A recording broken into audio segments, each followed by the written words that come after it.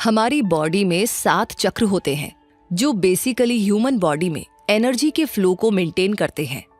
इनका काम होता है हमारे शरीर के फंक्शंस को रेगुलेट करना, जैसे इम्यून सिस्टम को बूस्ट करना, हमारे इमोशंस को कंट्रोल करना और हमारे सबकॉन्शियस माइंड के साथ कनेक्शन जोड़ना इत्यादि। ये सातों चक्र एक सीधी रेखा में नीचे से ऊपर की ओर यानी स्पाइन से दिमाग तक अलाइंड होते हैं। आज से 3000 BCE यानी बिफोर क्राइस्ट एरा में इन चक्रों का जिक्र हिंदू और बौद्ध धर्म में मिलता है। चक्र एक संस्कृत शब्द है जिसका मतलब है व्हील या डिस्क। हर चक्र एक फिक्स वाइब्रेशन पर रिएक्ट करता है और इन्हें अलग अलग रंग रिप्रेजेंट करते हैं। आइए हम एक एक करके इन 7 चक्रों को समझते हैं। शुरुआत करते हैं मूलाधार चक्र या रूट चक्रा से। ये हमारी स्पाइन में होता है। इसका काम होता है ओवरऑल हमारे शरीर की जरूरतों को पूरा करना, जैसे हमारा सर्वाइवल, खाना, हमारी सिक्योरिटी और फिजिकल एनर्जी की देखभाल करना। इस चक्र के सही से काम करने पर हम सेफ और कॉन्फिडेंट महसूस करते हैं। वहीं अगर इसमें डिसबैलेंस आ जाए तो हमारी एनर्जी लो बनी रहती है। लाइफ के शुरू होते ही इसका काम शुरू हो जाता है। जैसे जब किसी बच्चे का जन्म होता है तो उसकी सबसे बड़ी जरूरत होती है जिंदा रहना, यानी खाना पीना और सिक्योरिटी, जो कि उसके पेरेंट्स पूरा करते हैं। इसलिए बच्चों को जब भी भूख प्यास लगती है तो वो अनकंफर्टेबल महसूस करते हैं या इनसिक्योर महसूस करते हैं, तो रोकर के वो अपना रिएक्शन देते हैं। क्योंकि मूलाधार चक्र हमारे आसपास के एनवायरनमेंट से भी जुड़ा होता है, इसलिए बच्चा अच्छे या बुरे माहौल में बड़ा हो रहा है, उसका असर उसकी जिंदगी में भी दिखाई देता है। जब इस चक्र की जरूरतें पूरी हो जाती हैं तो बच्चे में अगला चक्र डेवलप होता है। मूलाधार चक्र को गहरे लाल रंग से रिप्रेजेंट किया जाता है और इसका स्पिरिचुअल सिंबल है एक लोटस। इसकी वाइब्रेशनल फ्रीक्वेंसी होती है 228 हर्ट्ज। क्योंकि ये हमारी लोअर बॉडी में होता है, इसलिए इस चक्र को बैलेंस रखने की खातिर नंगे पैर चलना, योगासन करना जो लोअर बॉडी पर फोकस्ड होते हैं, और डीप ब्रीदिंग एक्सरसाइजेस करने की सलाह दी जाती है। और एक बार जब बच्चे को महसूस हो जाता है कि उसकी सर्वाइवल वाली जरूरतें पूरी हो गई हैं, तो उसकी इनर बॉडी या एनर्जी को बाकी 1 या 2 चक्रों का एहसास होता है। और यहाँ पर आता है हमारी बॉडी का दूसरा चक्र, स्वादिष्टान चक्र या सैक्रल चक्र। ये हमारी नाभि के नीचे होता है। फिजिकल जरूरतों को देखें तो ये चक्र हमारे ब्लैडर, किडनीज, लोअर एब्डोमेन और रिप्रोडक्टिव सिस्टम को सही रखता है। क्योंकि इसे हमारी फीलिंग्स का सेंटर माना जाता है, तो ये हमारी सेंसुअलिटी और क्रिएटिविटी के साथ भी डील करता है। इसलिए ये हमारे 5 सेंसेस की मदद से हमें लाइफ को एंजॉय करने में काफी हेल्प करता है। अगर इस चक्र का संतुलन बिगड़ता है तो पेट और पेल्विक एरिया से जुड़ी प्रॉब्लम्स दिखाई देती हैं। सैक्रल चक्र का नेचर या बिहेवियर सेक्सुअल होता है, इसलिए इस चक्र के डेवलप होते ही एक बच्चा अपने माँ बाप से अलग अपने आसपास के लोगों से मिलने, उन्हें छूने और महसूस करने पर ज्यादा ध्यान देता है। फिजिकली इसे प्यूबर्टी कहते हैं। इसी समय लव एंड अफेक्शन वाली फीलिंग्स भी डेवलप होती हैं। इसे ऑरेंज कलर से सिंबलाइज किया जाता है, जो क्रिएटिविटी, फ्रीडम, सेल्फ रिस्पेक्ट को दर्शाता है। इस चक्र को एक्टिव रखने के लिए बद्ध कोणासन या बाउंड एंगल पोज, भुजंगासन, पिजन पोज और चाइल्ड पोज जैसी एक्सरसाइजेस करने की सलाह दी जाती है। अब जब हमारा इनर सोल सरवाइव कर चुका है और अपने जैसे दूसरे लोग और जीवों से अपना कांटेक्ट बना चुका है, तो उसकी इनर एनर्जी अपने तीसरे चक्र की जरूरत महसूस करती है, जो है मणिपुर चक्र या सोलर प्लेक्सिस चक्रा। ये दरअसल हमारे पेट में स्थित होता है। फिजिकल हेल्थ की बात की जाए तो ये हमारी इंटेस्टाइन, लीवर, पाचन तंत्र जैसे सिस्टम का सही से काम करना सुनिश्चित करता है। वहीं मेंटली ये हमें हमारी जिंदगी में सही डायरेक्शन ढूंढने और हमारे सपने पूरे करने के लिए जरूरी एक्शंस लेने में मदद करता है। साथ ही हमारे व्यक्तित्व की ईमानदारी, हमारे स्वाभिमान और मोरल वैल्यूज को प्रोटेक्ट भी करता है। कई बार आपने आपके बारे में या दूसरों के बारे में कहते सुना होगा कि आपकी विल पावर या इच्छा शक्ति बहुत मजबूत है, तो मणिपुर चक्र ही हमारी विल पावर को एनर्जी देता है।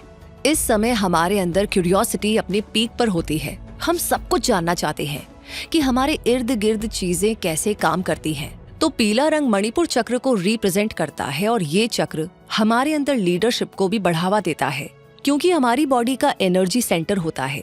इसलिए प्राणायाम, कपालभाति, धनुरासन, प्लैंक, वॉरियर पोज और डीप ब्रीदिंग एक्सरसाइजेस से इसे बैलेंस किया जाता है। अब बात करते हैं हमारे अगले चक्र की, जो है अनाहत चक्र या हार्ट चक्रा। फिजिकल कॉन्टेक्स्ट पर ये हमारे दिल, लंग्स और सर्कुलेटरी सिस्टम की सेहत बनाए रखता है। ये हमारी फीलिंग्स को भी कंट्रोल करता है और हमें दयालु, उदार और बड़े दिल वाला बनाता है। ये हमारे नेगेटिव इमोशंस को प्यूरिफाई करके हमारे पिछले 3 चक्रों पर पड़ने वाले बुरे असर को भी रोकता है। इस चक्र को एक्टिवेट करने के लिए हमें मेडिटेशन करना चाहिए। हरा रंग इसे रिप्रेजेंट करता है और कुछ हद तक पिंक भी, क्योंकि ये हमारे हार्ट से सीधे जुड़ा होता है। तो ब्रोकली, पत्तेदार सब्जियां और ग्रीन एप्पल खाने से दिल की सेहत अच्छी बनी रहती है। जैस्मिन, लेवेंडर और यूकेलिप्टस जैसे एसेंशियल ऑयल्स भी इस चक्र पर अपना पॉजिटिव असर डालते हैं।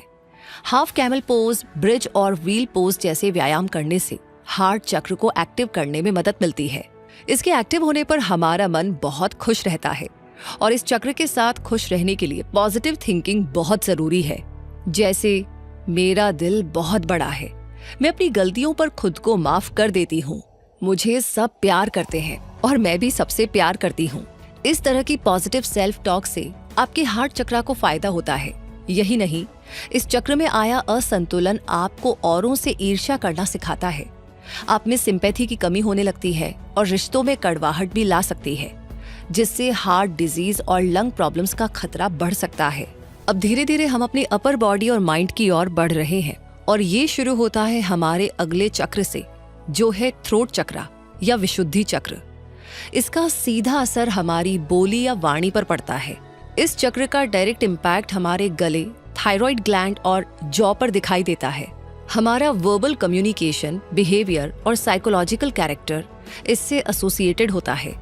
इस चक्र में आए इम्बैलेंस से हम अपनी बातों पर अपना कंट्रोल नहीं रख पाते, खुद को सही से एक्सप्रेस नहीं कर पाते, लोगों से बात करते समय घबराते हैं, अपनी बात रखने में हिचकिचाते हैं और पब्लिक स्पीकिंग करते हुए काफी डरते हैं। कई बार लोग हमें कहते हैं, फलाने के पेट में कोई बात ही नहीं पचती है, यानी वो इंसान दूसरों के सीक्रेट्स को छुपाकर नहीं रख पाता है या कई केसेस में झूठ भी बोलने लगता है। वहीं अगर आप इस चक्र पर अपना नियंत्रण रख पाते हैं तो आपके चेहरे पर तेज और शांति झलकती है। नीला रंग इसे रिप्रेजेंट करता है, जो कि प्योरिटी, एक्सप्रेशन और विजडम का परिचायक होता है। अगर कोई सच बोल रहा है, कम बोलता है और ज्यादा सुनता है या किसी क्रिएटिव फील्ड में है, तो समझ जाइए कि उसका विशुद्धि चक्र एक्टिव है। मंत्रोच्चारण, चैंटिंग और मेडिटेशन से आप अपने विशुद्धि चक्र को एक्टिव रख सकते हैं। वहीं अगर आपको गले और कान में दर्द, आवाज से जुड़ी शिकायतें, सोर थ्रोट या थायराइड जैसी दिक्कतें रहती हैं, तो आपको अपने विशुद्धि चक्र पर काम करने की जरूरत है। सॉल्यूशन के तौर पर आप नाक से गहरी सांस लीजिए और छोड़ दीजिए। पद्मानासन, स्वस्तिकासन, सुखासन या वज्रासन और उज्जयी प्राणायाम करें। सर्वांगासन, हलासन और भुजंगासन से भी काफी फायदा होता है। वैसे जब कभी आप ध्यान लगाते हैं तो आपको दोनों आईब्रोज के बीच में एक सेंटर पॉइंट फील होता है। जी हाँ, एग्जैक्टली जहाँ पर हम तिलक लगाते हैं, यही वो जगह है जहाँ पर हमारा अगला चक्र होता है, जिसे कहते हैं आज्ञा चक्र या थर्ड आई चक्रा। ये चक्र हमारे न्यूरोलॉजिकल सिस्टम, दिमाग, आंखें, कान और नाक से जुड़ा होता है। ये चक्रा हमारी माइंड पावर को अनलॉक करता है। ध्यान लगाते समय या मेडिटेशन करने पर हमारा ये चक्रा जागृत होता रहता है, जिससे हमारा फोकस और कंसंट्रेशन बढ़ता रहता है। अगर आप लगातार आज्ञा चक्र पर काम करते रहे तो इससे आपकी विल पावर बढ़ती है, माइंड और बॉडी का तालमेल बना रहता है, लाइफ को डायरेक्शन मिलती है और कॉस्मिक या यूनिवर्सल एनर्जी से हमारा जुड़ाव गहराता जाता है। तो जब कभी भी आपको गुस्सा आए या आप अपने इमोशंस पर काबू पाना चाहें, तो आज्ञा चक्र पर ध्यान केंद्रित करके जरूर देखिएगा। आप थोड़ी ही देर में अच्छा महसूस करने लगेंगे और आपका गुस्सा भी शांत हो जाएगा। आज्ञा चक्र की मदद से जब हम अपने माइंड और अवचेतन मन यानी सबकॉन्शियस माइंड पर फोकस करने लगते हैं, तो दुनिया भर के डिस्ट्रैक्शंस और इल्यूजन से हमारा मोह भंग होने लगता है। हम ईश्वर से अपना जुड़ाव महसूस करने लगते हैं और जिंदगी का असली मकसद ढूंढ पाते हैं। वहीं आज्ञा चक्र में इम्बैलेंस आने से क्लैरिटी की कमी, जिंदगी में गोल का न होना, कमजोर इच्छा शक्ति, आध्यात्मिक चीजों को नकारना जैसी सिचुएशंस का सामना करना पड़ता है। फिजिकल प्रॉब्लम्स के तौर पर धुंधली नजर, साइनस, डिप्रेशन, माइग्रेन और इंसोम्निया जैसी प्रॉब्लम्स भी आपको फेस करनी पड़ती है।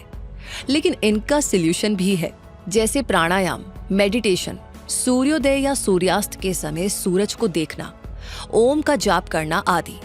विजुअलाइजेशन और मैनिफेस्टेशन से भी काफी ज्यादा मदद मिलती है और इन सभी के लिए आपको लगातार प्रैक्टिस करनी चाहिए। और गाइडेंस के लिए आप इनसे जुड़ी किताबें पढ़ सकते हैं, पॉडकास्ट देख सकते हैं या फिर आप किसी का मार्गदर्शन भी ले सकते हैं। आगे हमारी बॉडी के 7 मेजर चक्रों में सबसे ऊपर वाला और आखिरी चक्र है सहस्त्रार चक्र या क्राउन चक्र, जिसे आमतौर पर शुद्ध चेतना का चक्र माना जाता है। ये मस्तक के ठीक बीच में ऊपर की ओर बसा होता है। इसका प्रतीक है कमल की 1000 पंखुड़ियां। फिजिकली ये हमारे अपर ब्रेन और नर्वस सिस्टम से जुड़ा होता है। ये अवेयरनेस यानी जागरूकता का सबसे ऊंचा स्तर माना जाता है, जो यूनिवर्सल कॉन्शियसनेस को दर्शाता है। आध्यात्मिक तौर पर इसका मतलब है आप एक ऐसी एनर्जी है जो बहुत कम समय के लिए इंसानी शरीर में आए हैं ताकि धरती पर जीवन को महसूस कर सके। कहते हैं कि ये हमारे स्पिरिचुअल कनेक्शन और एनलाइटनमेंट को सिंबलाइज करता है। बुद्धिज्म के अकॉर्डिंग भगवान बुद्ध ने सहस्त्रार चक्र वाली अवस्था हासिल की थी। इस अवस्था में व्यक्ति को महसूस होने लगता है कि आप दुनिया की हर चीज से जुड़े हुए हैं और दुनिया की हर चीज आपसे जुड़ गई है। क्राउन चक्र का संतुलन बिगड़ने से इंसान को न्यूरोलॉजिकल दिक्कतें, नर्व पेन, अल्जाइमर जैसी दिक्कतों का सामना करना पड़ता है। चक्र की इस अवस्था तक पहुंचने पर इंसान प्रकृति और जीवों में परमात्मा की झलक देखने लगता है। मोह, माया, ईर्ष्या, लोभ और क्रोध जैसी प्रवृत्तियों को त्याग देता है और ईश्वर की आराधना के साथ साथ विश्व कल्याण के मार्ग पर चलने लगता है। तो अगर आप अपनी हिडन पावर को पहचानना चाहते हैं, अपनी इच्छा शक्ति को मजबूत करना चाहते हैं, अपने इमोशंस को काबू रखते हुए अपने लक्ष्य को हासिल करना चाहते हैं और एक सेहतमंद जिंदगी जीना चाहते हैं, तो आपको अपने इन 7 चक्रों पर काम करना पड़ेगा, क्योंकि एक सेहतमंद शरीर में ही एक शांत और शुद्ध मन का वास होता है।